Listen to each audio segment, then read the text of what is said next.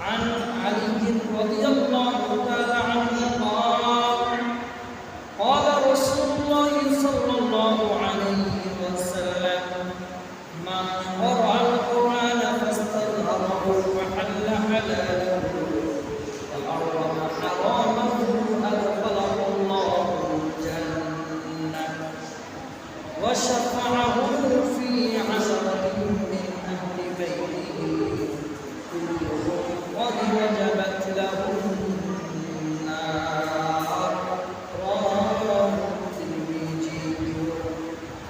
إن الله وملائكته يصلون على النبي يا أيها الذين آمنوا صلوا عليه وسلموا تسليما.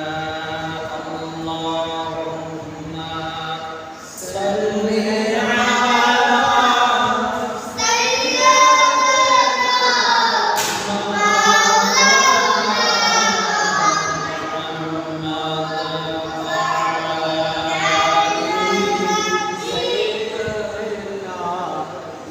مولانا محمد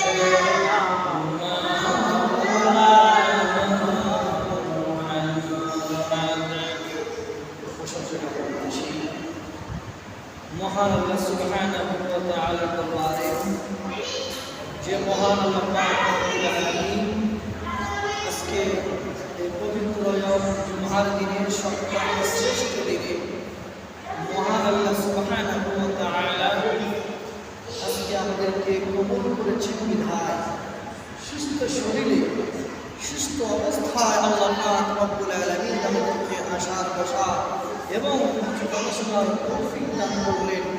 এই জন্য আমরা সকলে সে মহান আল্লাহ পাক রব্বুল আলামিনের দরবারে শুকরিয়া জ্ঞাপন করে আলহামদুলিল্লাহ আলহামদুলিল্লাহ। লক্ষ কোটি দরুদ সালাম সে সোনার মদিনা যিনি কামলাওয়ালা সাইয়্যিদুল মুরসালিন সাইয়্যিদুল কওলাইন ওয়াস সাকালাইন হাবিবিনা শাফিঈনা নূরে মুজাসসাম রাসূল আকরাম সকল আল্লাহর সাল্লাল্লাহু আলাইহি ওয়াসাল্লাম।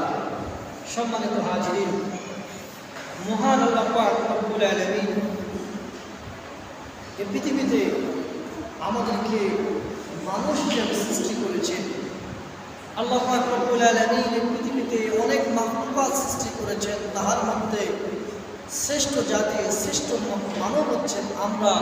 আল্লাহ পাক রব্বুল আলামিন মানুষ হিসাবে শ্রেষ্ঠ উম্মত হিসাবে আল্লাহ পাক রব্বুল আলামিন আমাদেরকে পৃথিবীর মধ্যে প্রেরণ করেছেন।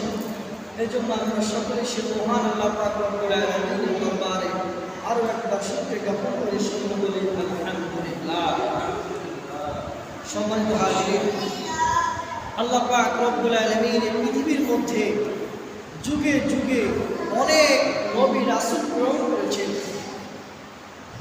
আল্লাহ পাক রব্বুল আলামিন এই পৃথিবীর মধ্যে অনেক নবী করেছেন এবং আল্লাহ পাক রব্বুল আলামিন নবী রাসূলদের প্রতি যখন যে কিতাব নাজিল করা আল্লাহ পাক রব্বুল আলামিন তখন সেই কিতাব নাজিল করেছেন। এই কিতাবগুলোর মধ্যে সর্বশ্রেষ্ঠ যে কিতাব মহান আল্লাহ পাক রব্বুল আলামিনের কাছে গ্রহণযোগ্য যে কিতাব সে কিতাব হচ্ছে পবিত্র আল কোরআন কারীম। বলুন সুবহানাল্লাহ। এই কোরআন শুধু আগের যুগে যে নবীদের উপরে তাওরাত নাজিল হয়েছে, জাবর নাজিল হয়েছে, ইনজিল নাজিল হয়েছিল, বিভিন্ন কিতাব নাজিল হয়েছে, ওই কিতাবগুলো ছিল শুধু তাদের উম্মতের জন্য খাস। কিন্তু আল্লাহ পাক রব্বুল আলামিন এই কোরআন নাজিল করেছেন শুধু মক্কা মদিনা যারা অবস্থান করছে তাদের জন্য নয়। এই কোরআন সমস্ত পৃথিবী যত মানুষ আছে সবার জন্য এই কোরআন হচ্ছে একটা হেদায়েত ছিল। আল্লাহ পাক রব্বুল আলামিন এই পৃথিবীর মধ্যে একটা কিতাব নাজিল করেছেন, যে কিতাবের মধ্যে কোনো সন্দেহ নাই, লা শাক্কা লা রাইবা ফি। সেই কিতাবের নাম বলুন দেখি, পবিত্র আল কোরআনুল কারীম। এই পৃথিবীর মধ্যে হাজারো কিতাব আছে, এই কিতাবগুলোর মধ্যে সন্দেহ থাকতে পারে, কিন্তু আল্লাহ পাক রব্বুল আলামিন পবিত্র কোরআনুল কারীমের শুরুতেই বলে দিয়েছেন লা রাইবা ফি। এই কিতাবের মধ্যে কোনো সন্দেহ নেই। আল্লাহ পাক রব্বুল আলামিন এই কিতাবটি পাহাড়ের উপরে নাজিল করতে চেয়েছিলেন, পাহাড় কিন্তু কিতাবটির ভার ওজন সহ্য করার ক্ষমতা রাখে নাই।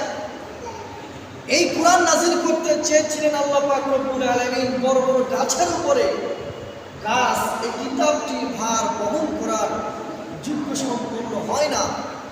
শেষে কিতাবটি আল্লাহ পাক রব্বুল আলামিন নাজিল করলেন আমাদের নবী, শ্রেষ্ঠ নবী হযরত মুহাম্মদ মুস্তাফা সাল্লাল্লাহু আলাইহি ওয়াসাল্লাম। এই মানব জাতির অন্তরের মধ্যে আল্লাহ পাক রব্বুল আলামিন এই কোরআনটা ঢুকে দিলেন। এই পৃথিবীর মধ্যে যদি হাজারো খ্রিস্টান, হাজারো বৌদ্ধ, হাজারো ইহুদি যদি তারা মুসলমানকে মেরে দেয়, তারা যদি মনে করে আমরা কোরআনটাকে শেষ করে দেব, পৃথিবীর সমস্ত কোরআন তারা যদি জ্বলে পুড়ে ছাই করে দেয়, আবার এই কোরআন নতুন করে রূপান্তর করার ক্ষমতা আল্লাহ পাক রব্বুল আলামিন পৃথিবীর মধ্যে দিয়েছেন, সেটা হচ্ছে হাফেজের কোরআন। এই পৃথিবীর মধ্যে হাজারো হাফেজ আছে, তারা আবার সেই কোরআনটি নতুনভাবে জিন্দা করার ক্ষমতা রাখে। কিয়ামত পর্যন্ত এই কিতাব আল্লাহ পাক রব্বুল আলামিন বহাল রাখবে। এই কিতাবটি কখনো এই পৃথিবী থেকে যাবে না।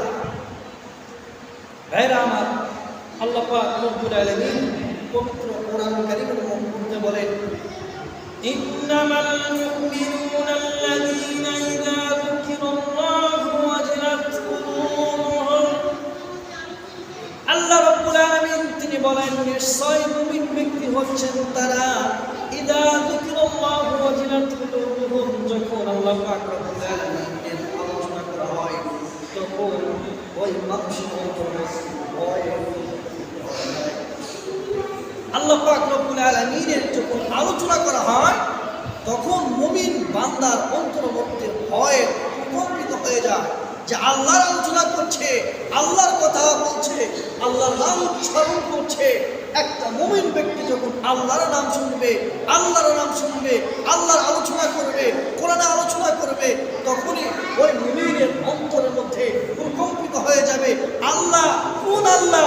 যে আল্লাহ আমাদেরকে সৃষ্টি করেছেন। আল্লাহ কোন আল্লাহ? যে আল্লাহ আমাদের হায়াত দাতা।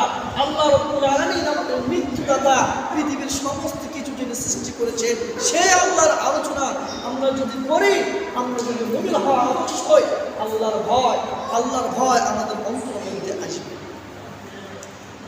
আর যদি আমরা মুমিন যদি না হয়, আমরা আল্লাহর আলোচনা যদি সারাদিনও যদি করি, আল্লাহর ভয় আমাদের অন্তরের মধ্যে কখনো আসবে না। এই জন্য আল্লাহ পাক রব্বুল আলামিন বলেন, মুমিন ব্যক্তির গুণ হচ্ছে যখন আল্লাহ পাক রব্বুল আলামিনের আলোচনা করা হবে তখন মুমিন ব্যক্তির অন্তরের মধ্যে আল্লাহ আল্লাহর নাম শুনে ভয় লেগে যাবে। হায় রে, আল্লাহ পাক রব্বুল আলামিন পৃথিবীতে আমাকে সৃষ্টি করলেন। আল্লাহ পাক রব্বুল আলামিন আপনাকে আমাকে পৃথিবীর মধ্যে সৃষ্টি করলেন কিসের জন্য? ইবাদত করার জন্য। আল্লাহ পাক রব্বুল আলামিন আমাদেরকে সৃষ্টি করলেন আল্লাহ রব্বুল আলামিনের ইবাদত করার জন্য। কিন্তু দুনিয়াতে আসার পরে আমরা আল্লাহ পাক রব্বুল আলামিনকে ভুলে যাচ্ছি। আল্লাহ পাক রব্বুল আলামিনকে ভুলে গিয়া পৃথিবী নিয়ে সারাদিন টেনশনে আছি, সারাদিন পৃথিবী নিয়ে আছি, সারাদিন শুধু আমরা পৃথিবী নিয়ে টেনশনের মধ্যে আছি। আল্লাহ যে আমাদের সৃষ্টি করলেন, কেন আমরা আল্লাহকে ভুলে যাচ্ছি?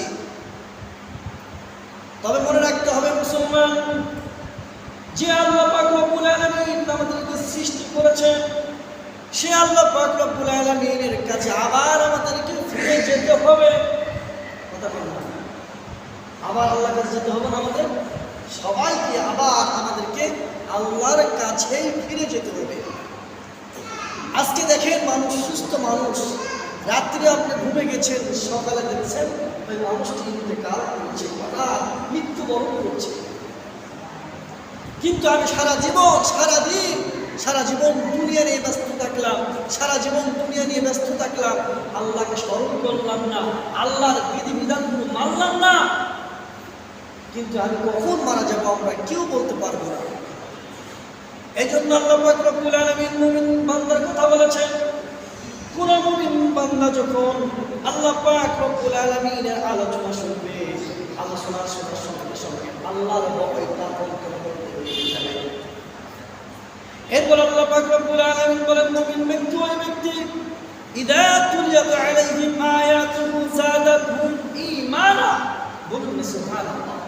যখন কোন মুমিন বান্দার নিকট পবিত্র কোরআনুল কারীম তেলাওয়াত করা হবে, তখন সেই মুমিন বান্দার, ওই মুমিন ব্যক্তির ঈমান আরো বেড়ে যাবে। ওই মুমিন ব্যক্তির কোরআন তেলাওয়াত শুধু ভালো লাগবে, কোরআন তেলাওয়াত শুধু শুনতেই মন চাইবে। ওই মুমিন ব্যক্তির কোরআন তেলাওয়াত শুনতে মজা লাগবে। আর যদি কোনো মানুষের কোরআন তেলাওয়াত শুনতে ভালো না লাগে, কোনো মানুষের কোরআন তেলাওয়াত করতে যদি অন্তরের মধ্যে না চায়, তাহলে মনে করবেন আমরা এখনো মুমিনদার হইতে পারি নাই। কারণ হচ্ছে কোরআন তেলাওয়াত আমার ভালো লাগে না, কোরআন তেলাওয়াত আমার পছন্দ না। ভাইরা আমার, আমরা পৃথিবীতে আছি, কত মানুষ আমরা সারাদিন দুনিয়া নিয়ে ব্যস্ত থাকি, কত মানুষ আমরা আছি সারাদিন দুনিয়া নিয়ে ব্যস্ত থাকি, কিন্তু সারাদিনের মধ্যে মাত্র 10 মিনিট কোরআনের পিছনে আমরা ব্যয় করব, কোরআনটা তেলাওয়াত করব। এইরকম বর্তমান যুগে মানুষ খুঁজে পাওয়া অনেক মুশকিল। কথা বলতে গেল কোরআন চর্চা, কোরআন তেলাওয়াত বর্তমান যুগে উঠে গেছে। আমরা সবাই বর্তমান যুগে বিভিন্ন কাজে ব্যস্ত, বিভিন্ন মোবাইল নিয়ে ব্যস্ত, আমরা শুধু দুনিয়া নিয়ে ব্যস্ত আছি। কিন্তু কোরআন যে তেলাওয়াত করব, অল্প একটু সময়, দিনে 5 মিনিট করব, দিনে 10টা মিনিট কোরআন তেলাওয়াত করব, এই সুযোগটা আমাদের এই হতভাগা কপালে আমাদের চলে না। কথা কম না কেন? সারাদিন যদি আমরা ঘন্টার পর ঘন্টা মোবাইল চাই, সারাদিন যদি আমরা ঘন্টার পর ঘন্টা টিকটক চাই, সারাদিন যদি ফেসবুক চালাই, একটু সময় নষ্ট হয় না? এরকম মনে হয় না? একটু বিরক্ত হয় না? একটু ক্লান্ত হয় না? একটু সমস্যা বিরক্ত বোধ করি না? কিন্তু কোরআন তেলাওয়াত করার সময় আমাদের মধ্যে বিরক্ত আছে। কোরআন তেলাওয়াত করবো মনে চায় না আমাদের। আজ কোথায় কোরআন তেলাওয়াত? ভাইরা আমার, আমরা জানি যে নামাজ ভঙ্গের কারণ হচ্ছে, 1 নম্বর হচ্ছে নামাজে অশুদ্ধ করা। কি বলেন? নামাজে অশুদ্ধ কেউ যদি করে নামাজ শেষ। কিন্তু আমরা হাজারো মুসল্লি আছি, এখন আমাদের কোরআনের মধ্যে গলত। আমরা হাজারো মুসলমান আছি যে কোরআন তেলাওয়াত শুদ্ধভাবে পড়তে পারি না, কিন্তু আমার মধ্যে টেনশন নাই, আমি পারি বা না পারি, নামাজ তো পড়ছি, সিজদা তো দিচ্ছি, মসজিদে হাজিরা দিচ্ছি। কিন্তু এই মসজিদে হাজিরা দিয়ে আপনার লাভ কি? সিজদা দিয়ে কষ্ট করিয়া ঠান্ডার সময় অজু করিয়া নামাজ পড়ে লাভ কি যদি আমার কোরআন তেলাওয়াত শুদ্ধ না থাকে, আমার নামাজটা যদি না হয়? এই জন্য মুসলমান, আমাদের এখনো যাদের কোরআন তেলাওয়াত শুদ্ধ নাই, আমাদের যাদের কোনো কোরআন তেলাওয়াত শুদ্ধ নাই, নামাজ শুদ্ধ করতে হলে কোরআন শুদ্ধ করতে হবে, না সারা নামাজ কখনো আল্লাহ রাব্বুল আলামিন কবুল করবে না। ভাইরা আমার, আমরা দুনিয়াতে ইংরেজি শেখার জন্য কত কোর্স করি, বিভিন্ন গণিত শেখার জন্য কত টাকা ব্যয় করি, কিন্তু কোরআন তেলাওয়াত করার জন্য টাকা ব্যয় করতে আমাদের কষ্ট হয়। এটাই বাস্তবতা। একটা হুজুরে যদি একটা টিউশনি করে আরবি পড়ায়, এখানে দেওয়া হয় 500 টাকা, এতেই আমার কষ্ট হয়ে যায়। কোরআন তেলাওয়াত করাবে, এতে কষ্ট কিসের? মাস শেষ হয় পরে 500 টাকা দেয়। আর একজন ইংলিশ পড়ায়, 15 দিন পড়াইয়া 5000 টাকা নিয়ে যাচ্ছে, টাকা দিচ্ছে, কত টাকা দেয়? কারণ ইংলিশ পড়ছে, অঙ্ক পড়াচ্ছে, তার একটা দামি, তার একটা মান সম্মান আছে না? কিন্তু কোরআন যে তেলাওয়াত করাচ্ছে, কোরআন শিক্ষা দিচ্ছে, এটাকে ভ্যালু দিচ্ছি না আমরা এটাকে গুরুত্বই দিচ্ছি না। কিন্তু আমরা মুসলমান হিসাবে সর্বপ্রথম গুরুত্ব দেওয়ার ক্ষেত্রে যে কাজটা আমাদের দরকার ছিল, তা হচ্ছে প্রত্যেকটা ছেলে হোক মেয়ে হোক কোরআন শুদ্ধভাবে পড়া আমাদের জন্য ফরজ।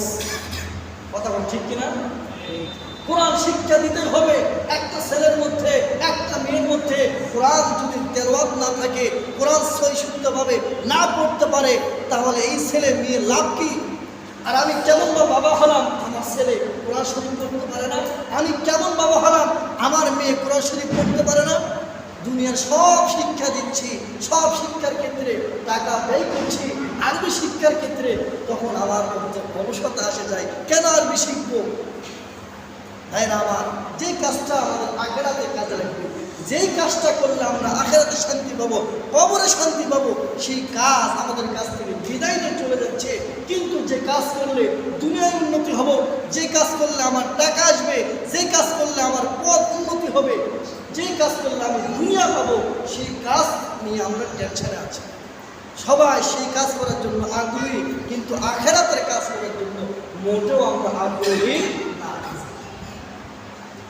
আল্লাহর নবী মুহাম্মদ রাসূলুল্লাহ সাল্লাল্লাহু আলাইহি ওয়াসাল্লাম তিনি কি বলেছেন? আন উসমান রাদিয়াল্লাহু তাআলা আনহু قال قال رسول الله صلى الله عليه وسلم خيركم من تعلم القرآن وعلمه।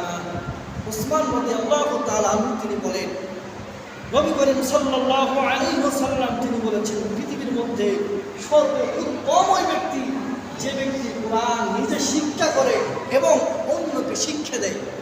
কথা বলেন না কেন? কোন ব্যক্তি যে কোরআন নিজে শিক্ষা করে এবং এই কোরআনটা শিক্ষা অন্যজনকে দেওয়ার জন্য চেষ্টা করে, অন্যজনকে শিক্ষা দেয়, ওই ব্যক্তি সর্বশ্রেষ্ঠ ব্যক্তি। বলে নাই যে যে ব্যক্তি সবচেয়ে ইংলিশ শিখে, ইংলিশ শিক্ষা দিচ্ছে, ওই ব্যক্তি সবচেয়ে উত্তম ব্যক্তি। আমি ইংলিশের বিরোধী না, ইংলিশ শিখেন, অঙ্ক শিখেন, আপনার ভূগোল শিখেন, সব শিখেন, কোনো সমস্যা নেই। কিন্তু সব শিক্ষার ক্ষেত্রে প্রথম যে গুরুত্বপূর্ণ ভূমিকা রাখতে হবে সেটা হচ্ছে কোরআন শিক্ষা। আর এই কোরআন শিক্ষার ক্ষেত্রে 1 নম্বর আপনার লাগবে মাদ্রাসা। এই মাদ্রাসা ছাড়া আপনার ছেলে মেয়ে কিভাবে কোরআন শিখবে? ভাইরা আমার, মক্তবে যেমন কোরআন শিক্ষা হয়, তেমনিভাবে মাদ্রাসায়ও কোরআন শিক্ষা দেওয়া হয়। এই জন্য ভাইরা আমার, যাদের ছেলে মেয়েরা এখনো কোরআন তেলাওয়াত করতে পারে না, এদেরকে মক্তবে পাঠাইতে হবে, পাশাপাশি মাদ্রাসায় পাঠাইতে হবে, দ্বীনি প্রতিষ্ঠানে দিতে হবে, যাতে করে সেখান থেকে কোরআনুল কারীম তেলাওয়াত সুষ্ঠুভাবে করতে পারে। সম্মানিত হাজিরিন, হাদিস শরীফের মধ্যে এসেছে, عن ابن عباس رضي الله تعالى قال قال رسول الله صلى الله عليه وسلم إن الذي ليس في جوفه شيء من القرآن كالبيت الخرب। তিরমিজি শরীফের হাদিস, নবী করিম সাল্লাল্লাহু আলাইহি ওয়াসাল্লাম তিনি বলেন, যে ব্যক্তির পেটের মধ্যে কোরআনের কোনো অংশ নাই, সে যেন একটা খালি ঘরের মতো। একটা খালি ঘর, একটা ঘরের মধ্যে যদি কেউ বসবাস না করে, ওই ঘরের মধ্যে জিন বসবাস করে, ওই ঘরের মধ্যে সাপ বসবাস করে, ওই ঘরের মধ্যে পোকামাকড় বসবাস করে, ওই ঘর একবারে অন্ধকার থাকে। যেমন ওই ঘরটাকে বসবাস না করার কারণে ঘরটার কোনো মূল্য নেই। ঠিক তেমনি ভাবে একটা মানুষের কলবের মধ্যে, একটা মানুষের পেটের মধ্যে যদি কোরআনে কোনো অংশ না থাকে, কোরআন তেলাওয়াত না জানে, কোরআন শুদ্ধভাবে পড়তে না পারে, কোরআন কি জিনিস জানে না, ওই মানুষটির কোনো মূল্য নেই। পৃথিবীর আপনার সব আছে, টাকা আছে, গাড়ি আছে, বাড়ি আছে, সন্তান সন্তান সব আছে, কিন্তু আপনি কোরআন তেলাওয়াত করতে পারেন না, কোরআন আপনি তেলাওয়াত করতে পারেন না, শুদ্ধভাবে পড়তে পারেন না, তাহলে মনে করবেন আপনার পৃথিবীতে কোনো মূল্য নেই। কি করবেন এগুলো নিয়ে আপনি? এই জন্য ভাইরা, কোরআন তেলাওয়াতের ক্ষেত্রে আমাদের গুরুত্ব দিতে হবে। আল্লাহর নবী মুহাম্মদ রাসূলুল্লাহ সাল্লাল্লাহু আলাইহি ওয়াসাল্লাম তিনি বলেন, মান ক্বারা হারফান মিন কিতাবিল্লাহি ফালাহু বিহি হাসানাতুন ওয়াল হাসানাতু বিআশরি আমসালিহা লা আলিফ লাম মিম হারফুন কাল আলিফ হারফ ওয়া লাম হারফুন মিম হারফুন রা। নবী করিম সাল্লাল্লাহু আলাইহি ওয়াসাল্লাম তিনি বলেছেন, যে ব্যক্তি কোরআনের একটা অক্ষর পাঠ করবে, আল্লাহ পাক রব্বুল আলামিন তাকে 10টি নেকি তার আমলনামায় লিখে দেবেন। সুবহানাল্লাহ। পৃথিবীর মধ্যে আপনি কোন কিতাব পড়বেন, কোন কিতাবের মধ্যে স্পষ্টভাবে বলতে পারবেন না যে এই কিতাবটি পড়লে 10টি নেকি পাবেন। একটা অক্ষর পড়লে, একটি অক্ষর পড়লে 10 নেকি পাইবেন, কেউ বলতে পারবে না। কিন্তু আল্লাহ রাসূল সাল্লাল্লাহু আলাইহি ওয়াসাল্লাম তিনি বলে দিয়েছেন, কোরআনের কেউ যদি একটা অক্ষর তেলাওয়াত করে, একটা অক্ষর পাঠ করে, তার আমলনামায় আল্লাহ পাক রব্বুল আলামিন 10 নেকি লিখে দিবেন। বলুন সুবহানাল্লাহ। মুহাম্মদ রাসূলুল্লাহ সাল্লাল্লাহু আলাইহি ওয়াসাল্লাম তিনি বলেন, আমি বলতেছি না যে আলিফ লাম মিম একটি হরফ, বাল আলিফুন হরফুন ওয়া লামুন হরফুন ওয়া মিমুন হরফুন। আল্লাহ নবী বলেন, আলিফ লাম মিম উচ্চারণ করেছেন আপনি, এখানে 3টা অক্ষর আছে, 3টা অক্ষর থাকার কারণে আলিফ লাম মিম উচ্চারণ করেছেন। আল্লাহ পাক রব্বুল আলামিন আপনার আমলনামায় 30টি নেকি লিখে দেবেন। সুবহানাল্লাহ। যে কিতাব তেলাওয়াত করলেও সওয়াব, যে কিতাব শুনলেও সওয়াব, সেই কিতাবের প্রতি আজকে আমাদের অনীহা সৃষ্টি হয়ে গেছে। কোথায় আমরা কোরআন তেলাওয়াত শুনছি আর কোথায় তেলাওয়াত করছি? আমরা আজকে গান নিয়ে পাগল। কথা বলতে গেল, হেডফোন কানের মধ্যে যদি দেয়, যদি জিজ্ঞেস করেন কি শোনেন, দেখবেন অ্যান্ড্রয়েড কেশরে গান চলে, কি সুন্দর মজার মজার গান, হাইরে শুনতে ভালো লাগে। ফেসবুকে আপনি একটা গান ছাড়েন, দেখবেন কত ভিউ। আর একটা আপনি তেলাওয়াত শোনেন, তেলাওয়াত একটা ফেসবুকের মধ্যে, ইউটিউবের মধ্যে ছাড়েন, দেখবেন ভিউ হবে না। কারণ ভিউ হবে কেমনে? যদি মানুষ দেখে তখনই তো ভিউ হবে। ভিউ হবে কখন? মানুষ যখন এগুলো দেখবে তখন। এগুলো দেখে না বিদায় ভিউ হয় না। আর গান, নাচ, ড্যান্স, ছবি, ছায়া ছবি সবগুলো মানুষ আজ মোবাইলে দেখে দেখে মনগুলো যেমন, কলবগুলো যেমন মরিচা ধরে ফেলেছে, মানুষের অন্তরগুলো যেমন কালো করে ফেলছে মোবাইলের কারণে, আজ মানুষ কোরআন থেকে বিমুখ হয়ে যাচ্ছে। কোরআন তেলাওয়াত মানুষের মুখে নাই, কোরআনের কথা মানুষের মুখে নাই। আমরা সব কিছু করতে আছি, সব কিছু বলতে রাজি আছি, কিন্তু কোরআন পড়ব, কোরআন শুনবো, এই রাজি আমরা কিন্তু নাই। আজ কোথায় আমাদের কোরআন তেলাওয়াত? কয়জন আমরা কোরআন তেলাওয়াত করি বলেন?